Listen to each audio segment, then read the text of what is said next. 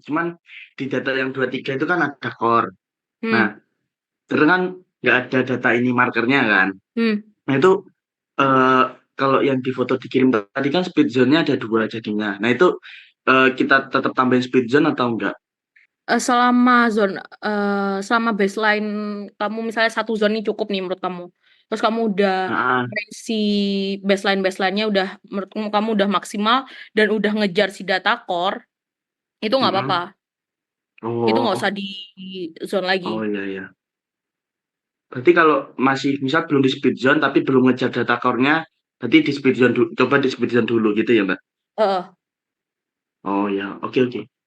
Terus kan Makasih, Mbak. kemarin eh aku belum nyempet apa itu belum sempat ngajarin yang input data core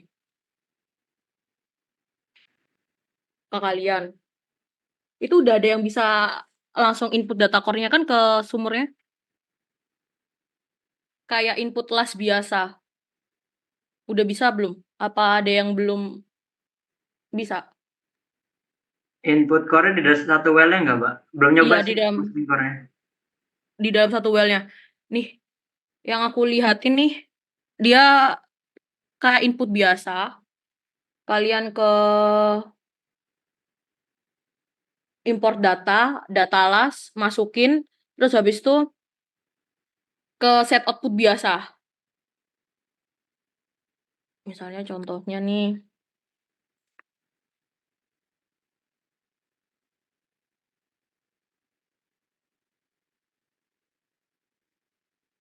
ini kayak biasanya kemarin input las, tapi set outputnya kalian bikin bikin set baru ke ini core atau core data. Ini ada yang ngerekam nggak? Saya, Mbak. Nah, rekam aja ya, Rek. Ya wis, habis itu bikin Recording in set progress. baru, udah masukin, update set, terus ini load. Udah selesai, terus kalian ngeran si visual,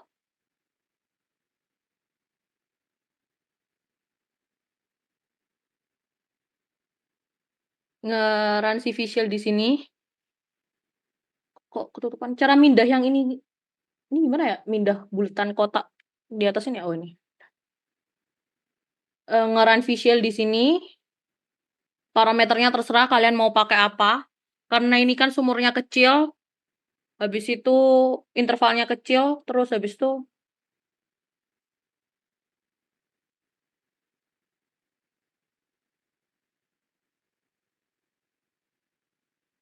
aku cuman pakai aku pakai 3 sih, gamma ray, resi, sama density. Aku run, terus habis itu keluar nih si curve-nya nih, si display ini.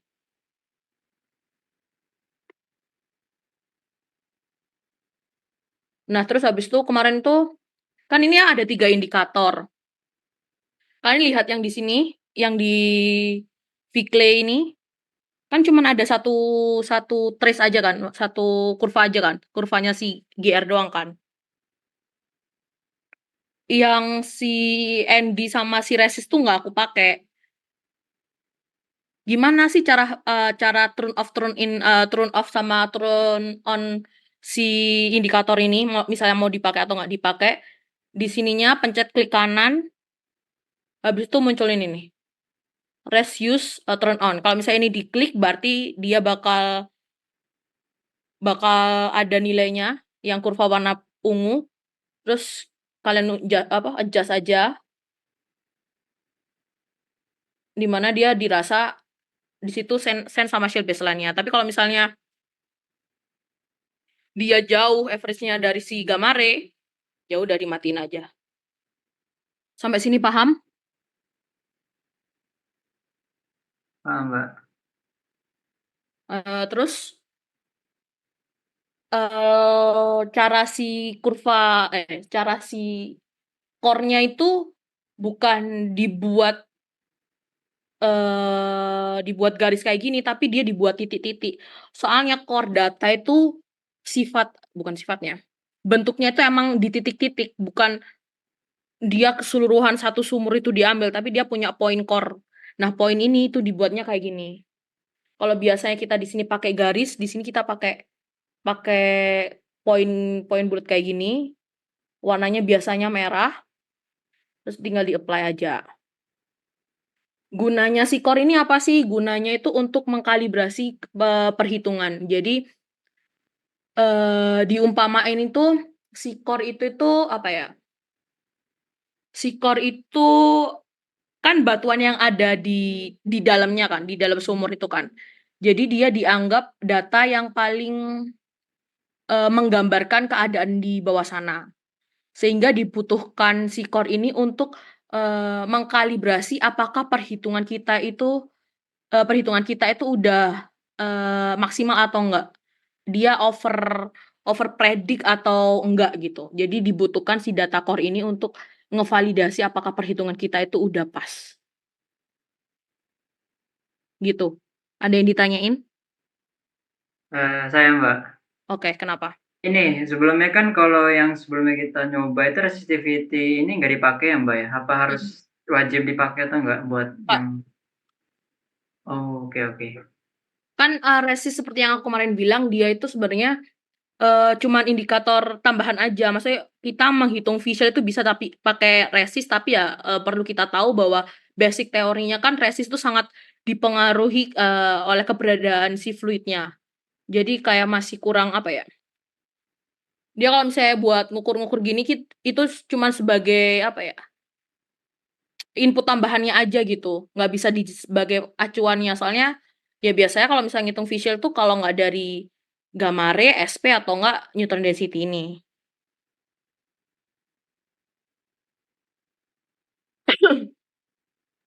Oke Mbak, terima kasih. Ada yang ditanyain lagi? Saya mau nanya Mbak, Hmm. kan ini kalau yang Mbak Matsa ini pakai 3 parameter kan, ke GR, resist, sama ND. Nah, Eh, tapi waktu di Viclay itu cuma yang satu. itu cuma satu. Nah, terus Hmm. kita tahu kalau kita itu udah cukup benar gitu loh. Hmm. Kita ketepatan shield baseline atau sand baseline di tiap parameternya itu dari mana? Karena di sini sebenarnya yang sumur 23 ini aku pakai soalnya meskipun dia intervalnya kecil, soalnya aku pengen kalian coba mengkalibrasi sama si data core. Dikatakan benar atau tidak perhitungan kita, maksudnya kita over predict atau enggak, ya ini dari data core ini. Ketika data core ini kan SRD. SRD itu inputnya itu kan dia itu kayak itu kan, apa itu namanya? Menghitung volume tiap apa sih? Tiap mineral ya, tiap apa sih? Tiap mineral kan? Bukan tiap mineral. Kalau di kimia itu ada apa, Rek? Senyawa Unsur ya bukan yang Mbak? banyak itu ya.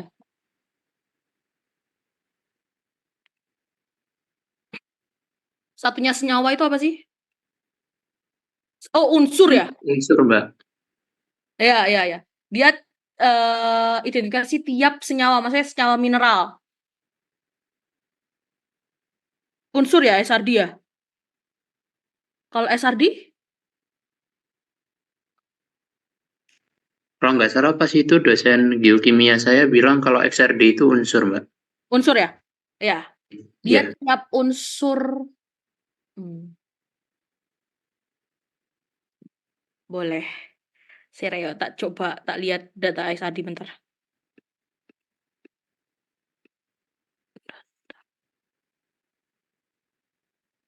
Pokoknya hasilnya XRD itu biasanya berupa kayak gini, Rek.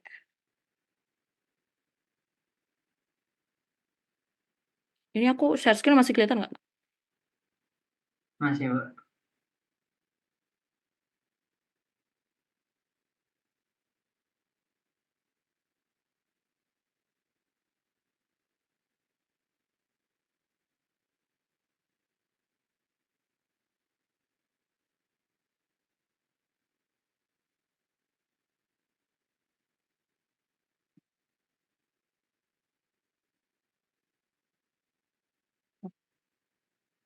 Tuh.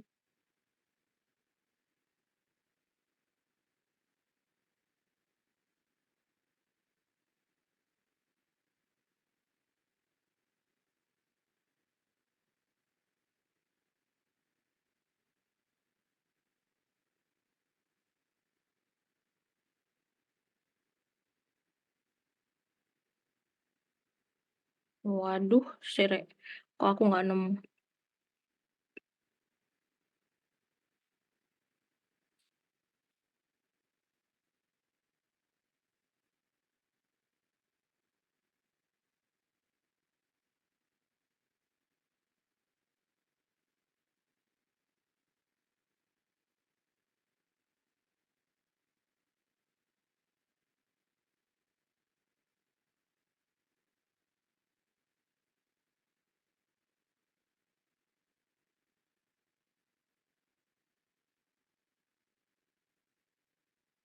Hmm.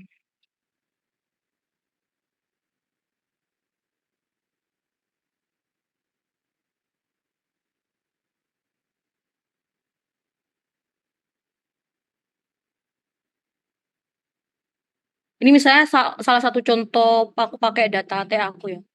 Jadi XRD itu ada per unsur mineral nih, itu dia ngukur volumenya ya. Dia total volume, bukan ya total volume dalam core itu tuh berapa gitu per mineral ini. Nah, yang biasanya kita pakai itu namanya volume shale. Nah, itu yang dipakai kita untuk kalibrasi si data core untuk volume shale. Nah, untuk makanya kenapa kita butuh data core itu, soalnya data core itu kan dinilai, ini karena tadi Farah belum join pas aku jelasinnya awal. Ini aku jadi ngulang kalimat yang tadi. Karena data core itu dirasa data yang berasal dari batuan itu, jadi dia bisa menggambarkan keadaan asli di bawah permukaan itu bagaimana, sehingga data core ini digunakan sebagai kalibrasi untuk sebagai acuan, sebagai kalibrasi apakah perhitungan kita itu udah pas atau belum. Kita over predict atau enggak itu ya dari data core itu. Kenapa makanya di sini tadi itu aku cuman pakai satu indikator aja, karena aku udah coba-coba dari 3 indikator itu, yang bisa mendekati si data core itu tadi ya si Gamare, gitu Far.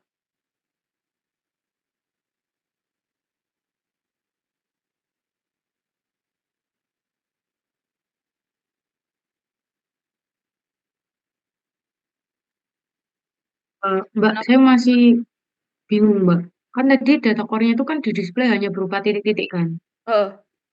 Terus kita bisa tahu itu tuh batuannya apa itu di mananya? Kalau XRD kan si volumenya aja ya, Ya. berdasarkan macam-macam. Kalau misalnya untuk deskripsinya, ya biasanya core itu punya deskripsi core-nya, Far. Tapi kan ini Jadi, kita sekarang melakukan perhitungan visual ya dikalibrasi sama perhitungan visual. Kalau misalnya perhitungan visual dari core ini dianalisis dari lab, kalau ini dari parameter log-nya. oh, jadi apa titik-titiknya ini sebenarnya yang titik-titik merah itu dia nggak pas di kurva Angka, itemnya ya, Mbak? apa? Ya, sebenarnya waktu awal diinputkan dia nggak pas di kurva itemnya ya, tapi ini udah Enggak. diolah Mbak jadinya pas gitu ta. Nah, iya enggak. Oh, gitu. Kita itu ngepasin si garis sand baseline-nya itu ini untuk ngepasin Ya. nilai GR-nya ini. Oh, saya kira itu dia otomatis langsung menyesuaikan kurvanya, makanya saya nanya Oh, enggak. pastiinnya dari mana gitu. Enggak. Kita yang ngepasin, Par. Wah, terima kasih banyak, Mbak. Nah, tadi kan kamu bilang, tapi kamu ngerti kan cara turn off, turn on-in si kurva ini kan ini cuma pakai GR doang. Padahal ini aku pakai 3 indikator. Itu kan Mbak, di parameternya nggak sih kita kliknya tadi? Itu aku pakai yang di sini nih. Klik kanan di sininya. Terus ini ada tulisannya use turn on. Ada nggak? Iya, terus Ada ya? kalau Nah, di ini ND loh. juga ngekliknya di ND ya, Mbak. Kalau di ending, ngekliknya di ending. Gitu. Iya, aman, Mbak. Recording stopped.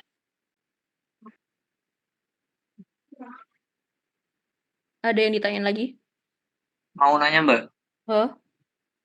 yang histogram VCL Mbak, coba tampilin dong Mbak. Mungkin di yang log 6X atau 11Z sih Mbak. Ini kayaknya aku kemarin belum selesai itu deh. Bentar ya. Aku lihat dulu. Aku nge-run visual itu masih di sumur ini dan belum ku kelarin. Look like. Ya, belum aku kelarin. Ini jangan dijadiin acuan ya, karena ini sel baseline-nya belum aku benerin. Tapi kalau misalnya mau ngeluarin si histogram itu di ini apa?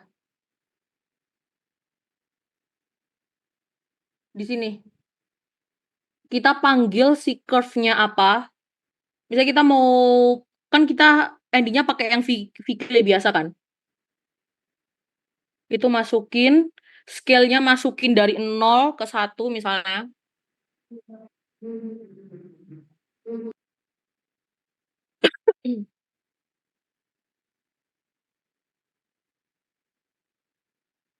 Nol ke 1. Ini biasanya sih bisa pakai ini langsung multi well, itu artinya pakai semua sumur. Makanya kenapa kemarin aku bilang kalau misalnya kalian nyimpen si curve setnya ini harus disamain semua sumur. Soalnya kalau misalnya kalian pakai multi well Recording ini, in progress. otomatis ini harus sama nih. Nama setnya ini harus sama semua. Atau kalau misalnya kalian beda-beda nyimpennya, ya masukin lewat sini.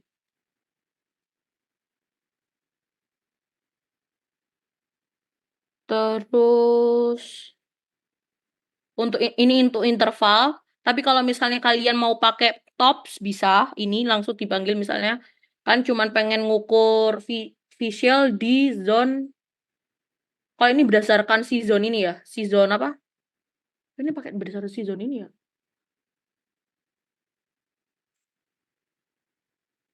Sorry. Parameter setnya masukin tops, soalnya dia kita pengen ngukurnya itu berdasarkan di 3 sumur tadi, di 2 sumur, karena sumur 3 kan kita nggak ada tops ya. Kita pengen lihat di interval si top ini aja. Terus tinggal apply. Ini masuk di sini. Nah, nilai min rata-rata ini yang kalian buat analisis.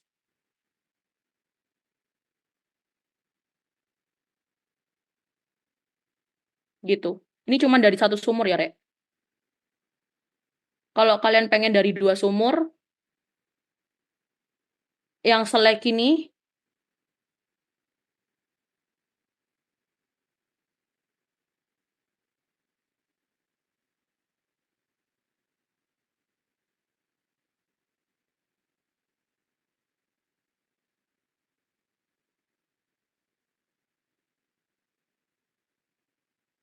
masukin sumur lain. Misalnya kan kita pakai sumur si 6X ini masukin 6X, curve setnya visual masukin, habis itu oke. Terus habis itu ininya pakai si top, terus dia bakal di sini bakal muncul ada 2 sumur. Gitu. Ada yang ditanyain? Nanya lagi Mbak. Berarti kita analisis visualnya ini tuh ini kan Mbak, per tops berarti kan? Per tops. Jadi ada 5 tops yang kita analisis mengenai visualnya. Oh. Nah, terus kalau misalnya dia langsung munculin dari 2 well sekaligus, nanti ngitung mean dan standar deviasinya itu dari 2 well di formasi atas atau A lah gitu, atau satu-satu Mbak, misah dia sendiri-sendiri? Dia misah sendiri-sendiri nanti di sini. Oh, dia misah sendiri-sendiri. Oke, Mbak. Gitu. Ada yang ditanyain lagi? Dari aku cukup, Mbak. Oke, terima kasih Abdillah. Udah sih gitu aja sih. Mbak, tadi buka Instagramnya gimana, Mbak? Di punya aku nge-lag. Yang di sini? Mana-mana? Ini, atas ini, ada gambar Ya. histogram, Hmm. diklik Mm-mm. aja. Ini direkam kok, nanti masukin curve setnya, Mm-mm. scale-nya visual kan 0 dari 1, 0, terus ini Mm-mm. 1, terus habis itu masukin multi-well curve, multi-well ini, diklik, terus masukin sumur yang pengen kalian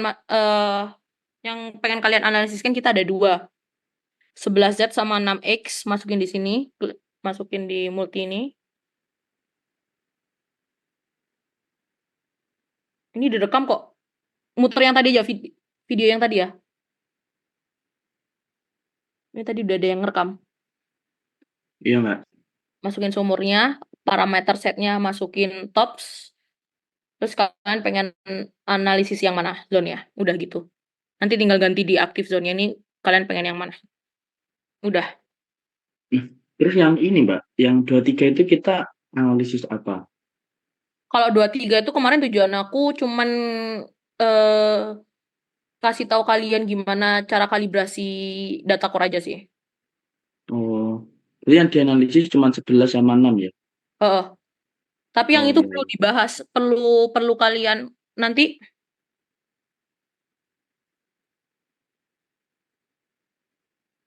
yang sumur 23 Mm-mm. tetap kalian masukin. Aku pengen lihat hasil kalibrasi kalian. Oh, berarti itu cuma dimasukin misal di lampiran gitu, nggak usah dianalisis atau dibahas. Kalau kalian mau analisis boleh, berarti kan pakai ini aja nih. Pakai kalau kalian mau lebih advance, pakai cross plot ini, masukin nilai visual XRD sama visual perhitungan kalian.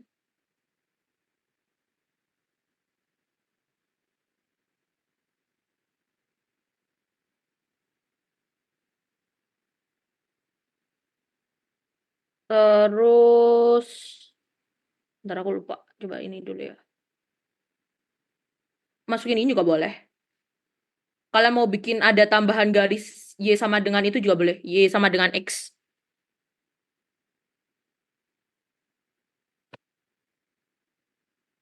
Hmm, Ini kalau ya, misalnya ya, dia ya. semakin mendekati Y sama dengan X atau garisnya ada di tengah ini, berarti antara data core sama data raw kalian itu udah terkalibrasi cukup baik.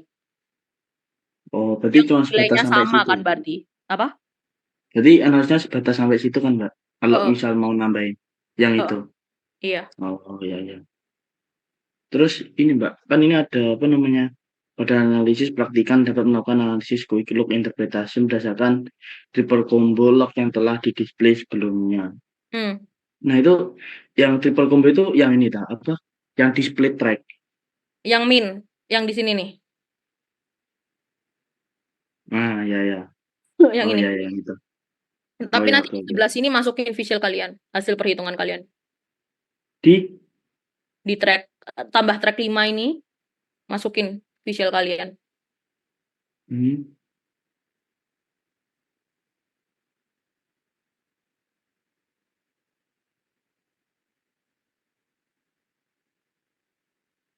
oh,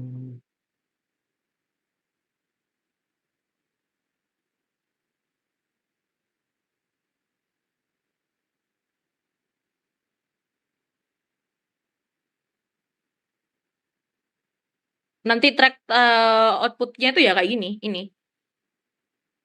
hmm, Display ini. oh, ya, ya. Kalau yang display itu kita pakai 3 well semua harus di display gini ya, Mbak. Dan dianalisis juga. Hmm, iya, Buset. Jadi 3 well analisis ini terus yang apa namanya per zona tadi berarti ada 2 well yang 11 sama detail. 6. Heeh, Oh, iya, iya. bener. Oke. Makasih, Mbak.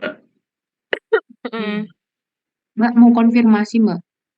iya, Jadi buat visual yang ditampilin itu yang dianalisis itu yang VCL ya Mbak, yang minimum ini aja. iya, yang minimum aja. Oke, makasih Mbak. Yuk, ada yang ditanyain lagi?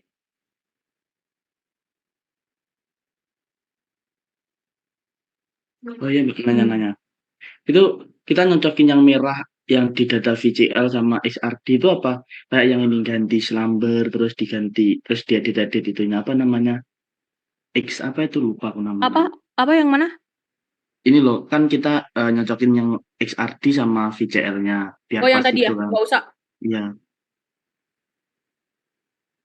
Yang ini kan yang kamu maksud overlay lines ini kan? bukan. Itu ini apa namanya? Maksud saya itu cara ngefitin yang titik-titik XRD sama VCL itu apa kayak kita cara biasanya yang pakai Slumber terus diedit apa namanya itu? Oh, Nggak iya, lupa itu. ngefitin itu pakai sel sama sand baseline-nya kalian. Oh ya. Oh, oke. Oke, Mbak. Makasih, makasih. Oke. Ada pertanyaan lagi? Mbak mau tanya Mbak, Heeh. yang di kemarin itu kan kalau nggak salah yang kolom keempat itu kan ini ya Mbak ya, yang sebelahnya Gamaro itu kan neutron sama density ya. Nah ini triple combo itu emang sengaja ditampilin yang resist ya Mbak ya, Yang ini ya, yang di sini. yang di Maksud, tengah. Heeh. Yang resistivity yang LDC itu loh, yang iya, yang ini sebelahnya kan Gamaro. buat Iya. perhitungan kan? Heeh. Kemarin kan kalau nggak salah kan nggak pakai yang Ya, LLDC itu. sebenarnya balik lagi yang kemarin aku bilang, indikator untuk ngitung visual berdasarkan data yang kita punya itu kan bisa 3. Ada Gamare, Resi, sama Andy.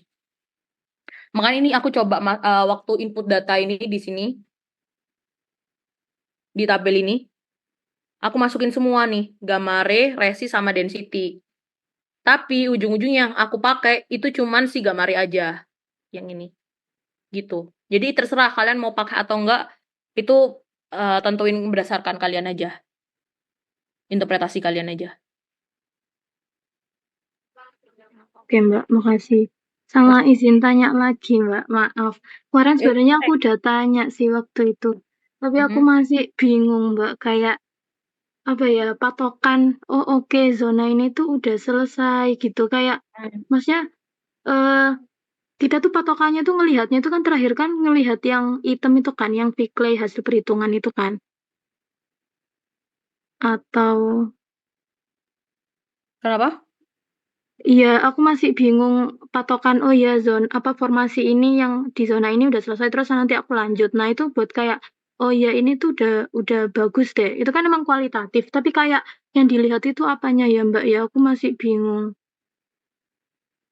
Oke, sebentar ya. Aku coba cariin itu kurvaku bentar.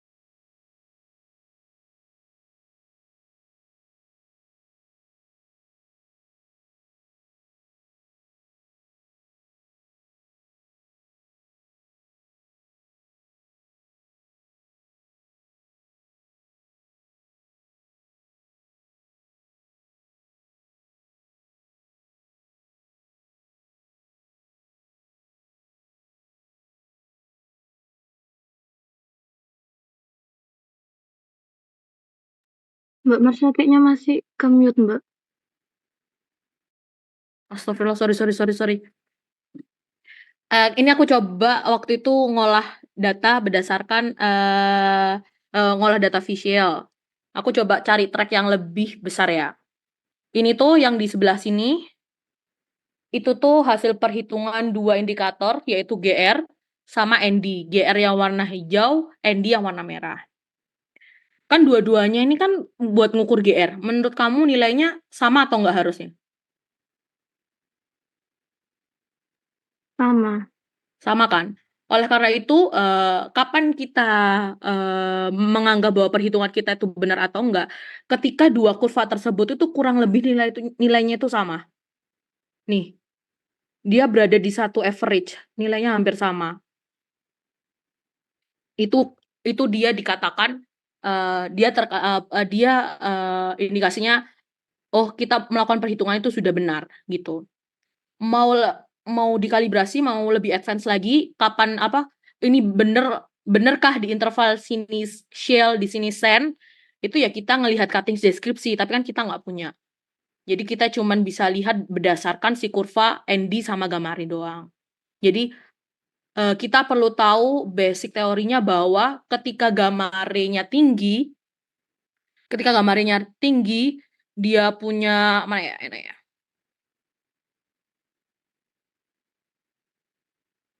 Ketika Gamarenya tinggi, ini Gamare tinggi, neutron density dia sperasinya besar, itu kan berarti dia shell.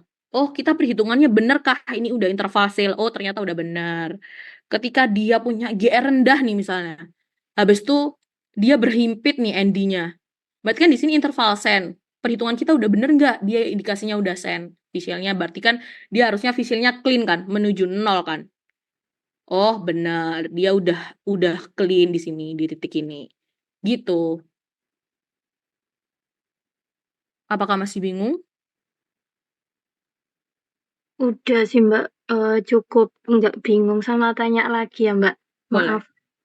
Apa namanya, yang kemarin tuh kan ini masih yang kemarin ya, Mbak, yang tabel yang kemarin itu kan Gamare, neutron density, terus Bickley kan.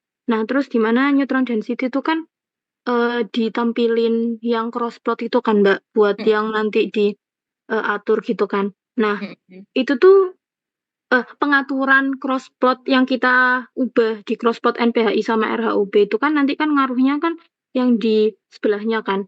Nah, Hmm. tapi yang di ini Mbak, yang di NPHI sama RHUB-nya sendiri itu kan ada baseline-nya juga kan Mbak, yang garis hijau sama merah itu. Nah, itu tuh apakah perlu diubah-ubah juga atau kita tuh cuma ngubah yang cross plot itu, yang jangkauan cross plot itu aja? Perlu, aku ulangi lagi bahwa garis yang di sini, yang di ND ini, yang baik warna hijau sama warna merah, itu tuh garis shell baseline. Jadi kita mau ngubah-ngubah nih.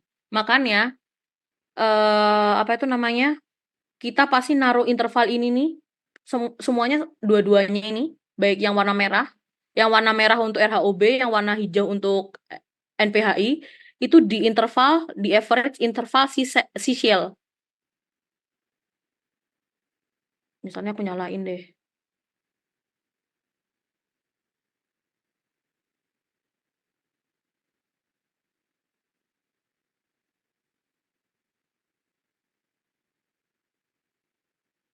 Ini anggap aja gini ya. Terus habis itu karena di sini tuh sebenarnya ini sen kan. Dia tuh harusnya kan ngikutin yang atasnya nih. Karena interval ini sen dari GR-nya. Terus padahal kan ini yang kita ubah itu kan si shell baseline. Cara ngubah sen baseline-nya itu di mana? Ya dari cross plot ini. Karena cross plot ini itu mewakili sen baseline yang kita maksud.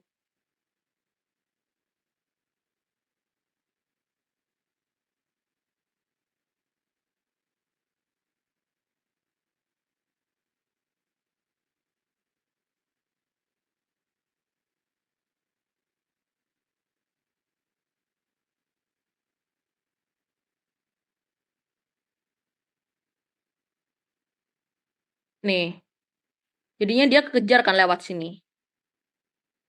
Kenapa kok dia bisa berubah nilainya?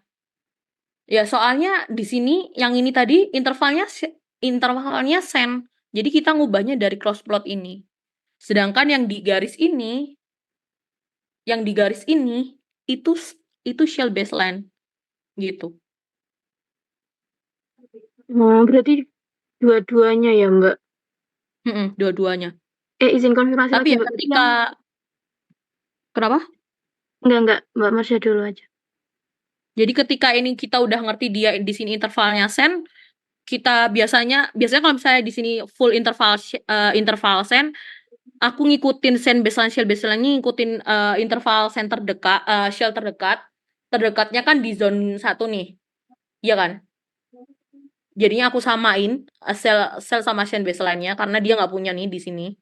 Habis itu cara ganti sen baseline-nya aku pakai yang ini, pakai cross plot ini, gitu. Mbak, berarti yang garis merah sama hijau tadi yang RHOB sama NPH itu sel baseline ya? Iya, yang di RHOB ya. Gimana, Mbak? Yang di neutron density kan? Iya, Iya, dua-duanya itu ya, Mbak? Merah sama hijau. dua-duanya. Iya. Nih, di sini. Double clay indikator. Nih, kan soalnya aku masukinnya di sini nih. Udah kebuka nggak tabelnya? Nih, double clay indikator. Nih, aku masuk di sini. Aku nggak masukin yang ini, tapi aku masukinnya di sini. Makanya dua garis ini itu Oh, shell baseline, bukan salah satunya sen baseline. Gitu. oke, Mbak. Makasih banyak. Oke. Ada yang ditanyain lagi? Oh, Mbak, saya mau nanya lagi. Mm-mm. Tadi kan barusan Mbak mention kalau misalnya yang di end itu kan dia emang sama-sama shell baseline. Tapi kalau yang misalnya yang di formasi atau zone kedua, dia itu karena dia itu hampir keseluruhan itu sen, Mm. akhirnya shell-nya itu ikut, shell baseline-nya itu ikut yang formasi terdekat, terus kita fokus ngubah sen baseline-nya dipakai cross plot itu kan. Mm. Kalau misalnya ya itu formasinya itu shell, itu kita tetap ngubah cross plot-nya atau enggak? Kalau shell enggak. Itu dia soalnya crossplot itu hanya membantu di sen interval aja.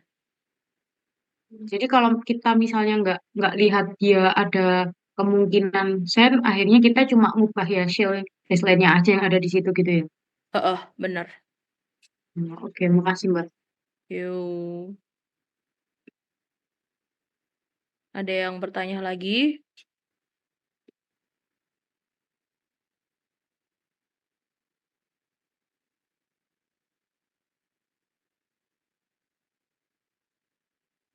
Udah cukup? Nggak ada yang bertanya?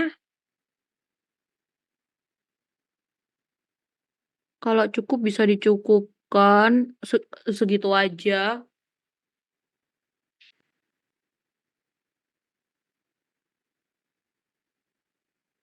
Oke.